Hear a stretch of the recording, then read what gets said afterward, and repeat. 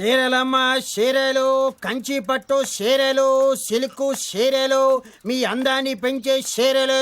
ఇదిగో చీరలబ్బి. అమ్మా ఆగు. వస్తున్నా. అబ్బాయి చీరలు ఇలారా. అమ్మా వస్తున్నానమ్మా. ముందు నేనే పిలిచాను, నా ఇంటి ముందాగి నాకే చీరలు చూపించు. ముందు నేనే అరిచాను, నా ఇంటి ముందుకు వచ్చి నాకే చీరలు చూపించు. ఓరే. నేను ఈ సెంటర్లో ఆగుతాను, మీరే వచ్చి మీకు కావాల్సిన చీరలు సెలెక్ట్ చేసుకోండి. రండమ్మా.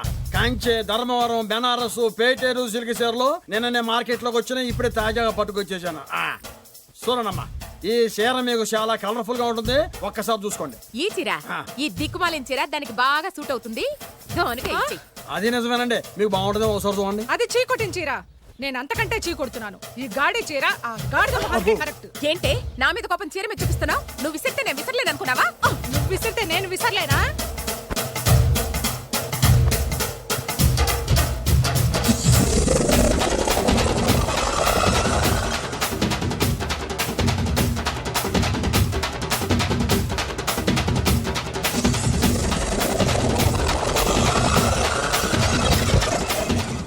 కొట్టుకోండి కొట్టుకోండి, మీ అమ్మ కడుపులు మాడ.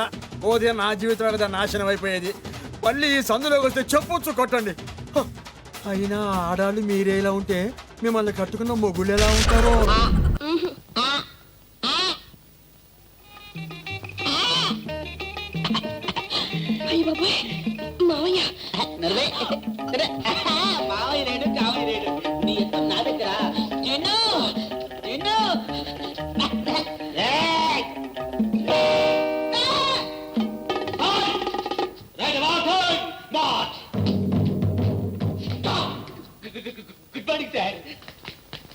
సార్, ఈ సున్నిండు జంతుకులు నీకే సార్.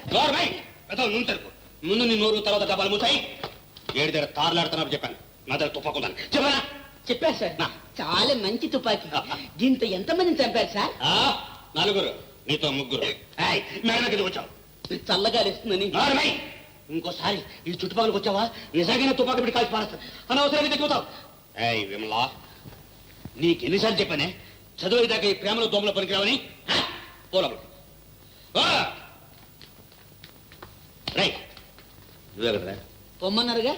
ఎక్కడికి? లోపలికి. నువ్వు బయటికి రా. Good night sir. ఫార్మాలిటీ చూడండి.